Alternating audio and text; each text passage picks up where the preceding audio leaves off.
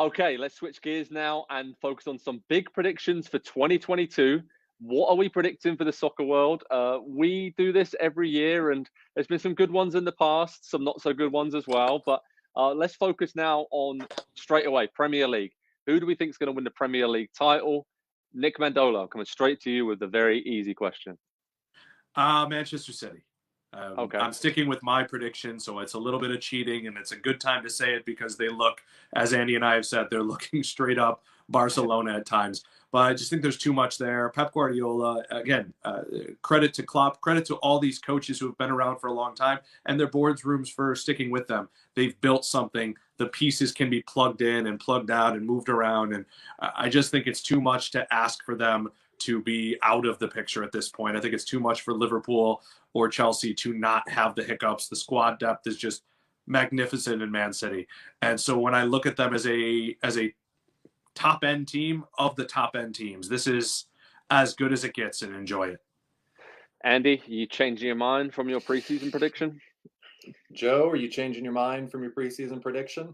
I think I might have to. We both went with Chelsea, right, for the title, and Lukaku being out, we did not see that happening for this long of a period. So that's the big change for me. I'm going to flip flop and go for Man City. I don't see how you can bet against them or predict against them. But Liverpool, you got anything for them? Maybe win the title? No, because January is not going to be kind for them with the African Cup of Nations. Like, that's momentum for Liverpool is the thing that I think people are kind of talking themselves into. Maybe somebody else has a chance to beat Manchester City at this point. They're just as hot as Manchester City. They're going to lose a lot of that once January gets here. So I think I have to. I think I have to switch to City because I don't know how to beat them. There's nothing that you can say that's like, well, this is the magic formula when they play 80% to their ability. It's unstoppable. It really is. It really is. Talk about the top four then. Is there any surprise teams that you think are going to sneak in? We all kind of agree that City, Liverpool, and Chelsea are going to be the top three, but fourth place is wide open with Arsenal, West Ham, Man United. Obviously, Arsenal could sneak in, as I said. So, Nick, any teams there for you that think you can make a good run and finish in the top four? Well, I feel like this question deserves a headline moment, so I'm going to go ahead and go the opposite direction. I guarantee it won't be West Ham. I would bet $1 million that it won't be West Ham. If it was going to be a team outside there, so let's call it a top six situation, I do think Wolves can get it done. They're doing it right now. They haven't had any Pedro Neto yet this year. They're missing some key pieces. They're not finishing. There was a big article about Adama Traore, how he's not playing as much. He doesn't have assists this year. And part of that is just getting finishing. They have a lot of really good players. Connor Cody leads a back line that is very, very solid and is allowing the wingbacks to fly up. And we've also seen John Moutinho has had a bit of a resurgence. He's never been bad. Let's first say that he's never been bad. But him and Neves, when Neves is probably the most underrated player in the Premier League, in my opinion, and when they're both going forward and going back and playing to each other's strengths, I really think Wolves, especially now that we've seen Jose Sa can steal a game for them here or there. He's proven his mettle. I wouldn't be surprised to see Wolves make a surge into the top four. No, but only because the reason I want to say is there's top four quality there. They had a slow start. I think they went 0-3 to start the season, and you can't make up those points with the teams that they're going up against. But if we were to start from scratch right now, I would tell you I think they're top four quality. Andy, I'm going to go with Arsenal to finish fourth. I think above Man United and Tottenham. I think if they continue to get lucky with injuries, they have a defensive foundation, a team that knows what they're doing. Ramsdale is winning them points week in, week out. If Lacazette stays fit and Martinelli stays fit, Saka, Smith Rowe, Odegaard, and Thomas Partey. I mean, there is an 11, 12, 13 players there that is very capable of finishing in the top four. And I just think they got maybe more momentum about them and more of a understanding of what they're doing over Manchester United and Tottenham right now with their respective new managers to actually get it done. It wouldn't surprise me if Tottenham and Man United do finish in the top four. But my big prediction is that Arsenal are going to finally get back in the top four. And I did not think I'd be saying that at the start of the season. So, Andy, any top four predictions from you? I could predict Arsenal to finish in the top four, and I could say, well, you know what? Either way, I win. They do. I was right. They don't. Then obviously Arsenal said like a true Tottenham fan. Yeah. Yeah. I think they have the best shot of those three teams because one, and to your point, I think they know who they are at this point of the season, and halfway through, you should typically know who you are. Obviously, the managerial changes have really affected Manchester United and Tottenham this season. I think there is more upside for. I think Spurs could improve more from what they were to the start of the season to the end of the season under Conte than Manchester United maybe under Rangnick, just because the squad I think is it fits a little bit more with what Conte wants to do than some of the older players that are there at Manchester United. So I think it probably, if I had to rank them and say, most likely or just say 4, 5, 6 to finish the season, it would be incredible for Manchester United to finish 6th after bringing Ronaldo back, a new manager coming in, the money for Jadon Sancho, just everything that they've done to again fall back out of the top 4, not just to 5th, but to 6th. But I think it would go Arsenal, Spurs, Manchester United would be how I would rank them. Wow, I'm sure the Man United fans in the comment section are absolutely going to love this analysis. But this is big predictions for 2022. We're putting our neck out there, and you can bookmark this video. Quick hitters, Nick Mendola. Which 3 teams will be relegated in the Premier League? Norwich, Burnley, and Watford. Andy. Norwich, Burnley, and Southampton. I think it's the 3 I predicted before the season. Joe's so mad! Wow. Joe, did not expect that. Give me the case. They missed Danny Ings a lot. That's all I'm going to say. But give me the case for them staying up. All I'm going to say is the case that fans of struggling teams always say, there's 3 worse teams than us. There's 3 worse teams than us. But yeah, you're right. There's a lot of naive mistakes from Southampton, and they don't score enough goals. So that's not a very good combo at all. I'm going to go with Norwich, Newcastle, and Watford. I think Burnley will just drag it around, and I just think Newcastle have left themselves too much to do. And I, like Nick made a point earlier, I don't know how many good players are going to want to go there to maybe be in the Championship next year. I might be wrong with the sums of money involved and the wages, but it's going to be really tough, I think, to entice players to go to Newcastle if they are 5 or 6 points or more adrift come early January. So that's who I'm going with. Andy, you want to add one more thing in a relegation battle? Yeah, I'd bet either of you that anything, whatever you want to bet, that Watford won't go down this season. I've watched enough of their games this season and done recaps. They have a top 6 or 7, maybe top 8 attacking trio up top with Ismail Assar, Emmanuel Dennis, and Joshua King. Those 3, when they are all healthy and all on the field together, which has been most of the season, they're electric. They are a joy to watch those 3 get out on the counterattack, especially. And so I just look at them and I see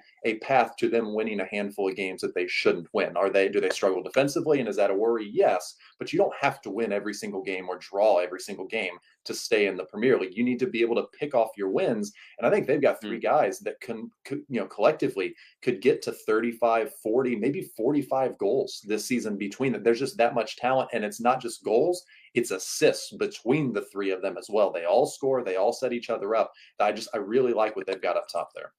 What about the rest of the team, though? Midfield and defense struggling a little bit. Yeah, you don't have to win all of them, Joe. You just got to win a few. True.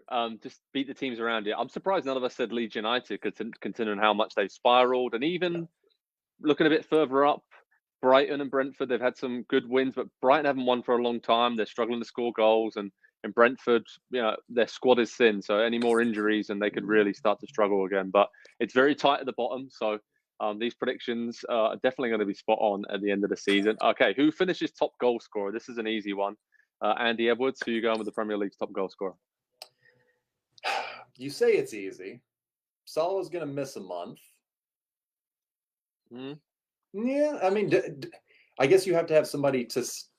Yeah, there's nobody that's going to catch him. I guess there's nobody the opportunity will be there for maybe a Diogo Jota because the goals will be vacated with Salah gone for a month, and so maybe he has to step up and he really takes the reign there.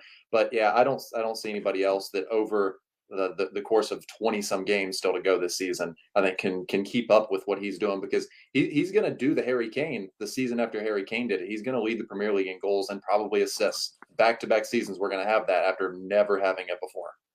Yeah, Salah's going to win it, right, Nick? It's hard to pick anybody else, mostly because there isn't the point man for Man City, and everybody else so far behind. We've seen some special things out of Bernardo Silva, but can you see him getting that many chances to score? The only hope, I think, is somebody who also is their team's penalty taker. And the joke here will be, well, do we know if it's going to be Ronaldo or Bruno for Manchester United? I think they will score a lot of goals. Rang will get them going. Sancho is such a terrific player. That's the one guy I would watch as someone who could key that top 4 race, because we have seen him be, over the last 3-4 years, one of the only players who can put up double-digit goal and assist totals. He did it in the Bundesliga with Dortmund even before Haaland got there. So Sancho, to me, could make Manchester United score their leading scorer, if he is their penalty taker, into the discussion. Yeah, that's really interesting. Let's switch gears now to focus on the European game, Champions League in particular. Who do we think is going to win that? Andy, I'm coming with you right away. Let's go. Who you got? Bayern. We talked about it a little bit last week. It feels like there's too much quality in the Premier League, and there's going to be a war of attrition in England that I think is going to bleed over and affect a little bit of the continental competitions for some of these teams, maybe, whether it's the top 4 race or the title race or what have you. Bayern just, I don't know. They're kind of like Man City. I don't know how you beat them. I think it's those two in the final, though. Nick, do you agree with that? I do, and the only thing that's going to stop Bayern is I do think they're in a bit of a problem. More than any other team that relies on a star striker. If Lewandowski gets hurt, he's fantastic. But I just don't think even other teams have better second choice guys there. They would have to, Nagelsmann's brilliant, but I think he'd have to adopt some sort of Man City type situation. I like City for this because they're doing that right now. The other question is, Kevin De Bruyne recently came out and talked about coming back from COVID and how it took him a while to feel right in his lungs. What Bayern has that I think even more than Lewandowski makes them the favorites is Kimmich and Goretzka, and Kimmich is still not back. And if he is dealing with lung issues, given how much he runs, that could be a major issue. But if you tell me that everybody's healthy, I don't think anybody's beating Bayern, and that includes Man City. I'm going with PSG.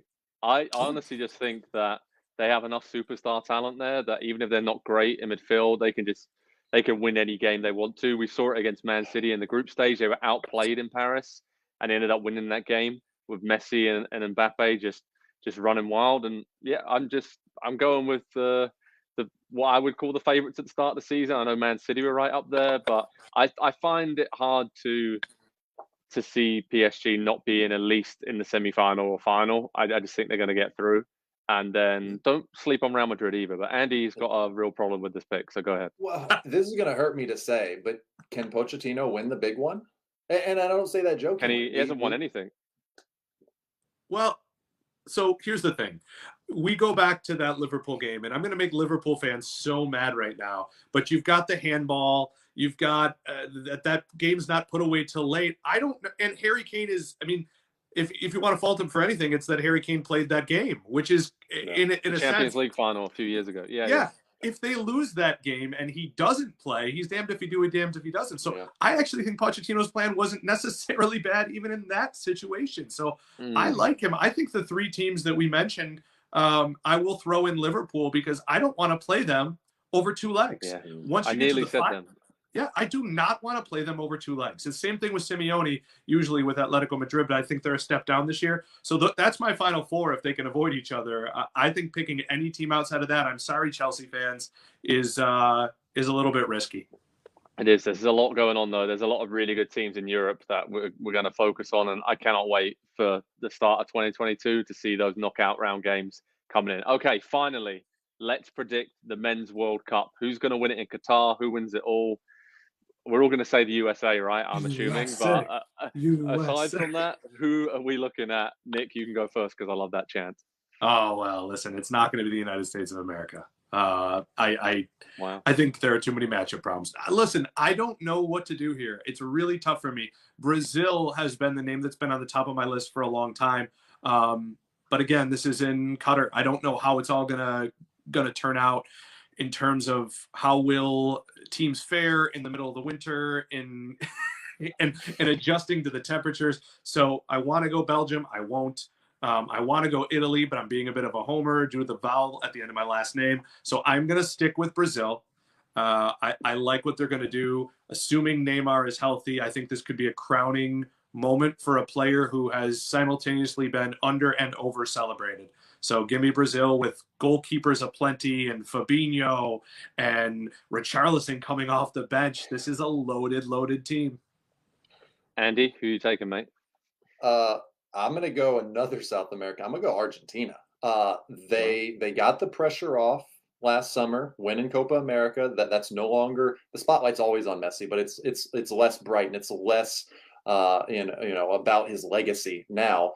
I think that they had a togetherness, a belief, a real collective push for that tournament. They rallied around Messi. I think they do it again as well. And this is a potential for Messi to say, okay, now I'm done internationally. You all had a problem with me for all these years because I didn't win anything. I won them both in back-to-back years. Goodbye. Wow. That is an absolute mic drop moment there from Andy Edwards. Okay, I'm going with, and I cannot believe I'm saying this, I'm going to go with England to actually win the World Cup. Because the Euros, they were incredibly unlucky not to win that. And I'm all in. I think another 12 months or so experience for this young English team, as long as they stay healthy. And even if they don't, they're so deep, especially going forward. I struggle to see over a tournament how the run in the 2018 World Cup to the semi-final and then the run to the final of the Euros, I struggle to see how that doesn't help you. And we saw it with the Germany team when they eventually won it in 2014, and the France team, how they've come close in recent tournaments, then won it. It just always helps, I think, in this situation. So I cannot believe I'm saying that.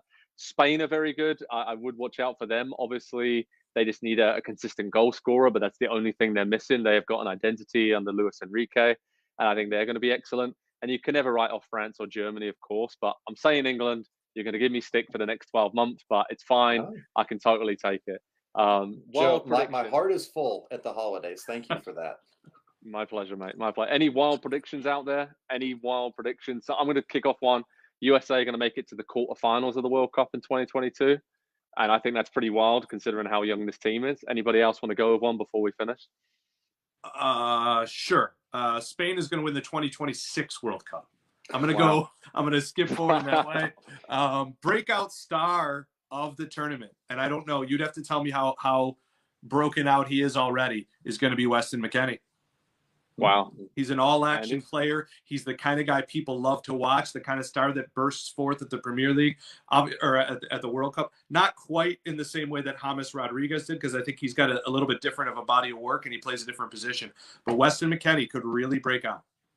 Andy, what's your big prediction or wild prediction for 2022? It's not a massively bold or wild prediction. I think Canada's going to get a lot of respect coming out of 2022. Ooh. I think they're going to kind of be thought of as the U.S. men's national team was 10 years ago or so, in that place where the expectation is go to the World Cup and then the hope is get out of the group stage. I think they're going to acquit themselves very well, and we have a lot to be excited about in CONCACAF, not just in 2022, but obviously 2026 with the World Cup being hosted between Canada, US, and Mexico. It's just a really good time to be on the North American continent.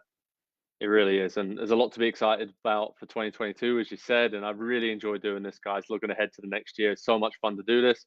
Thanks so much for joining me for this festive holiday special of PST.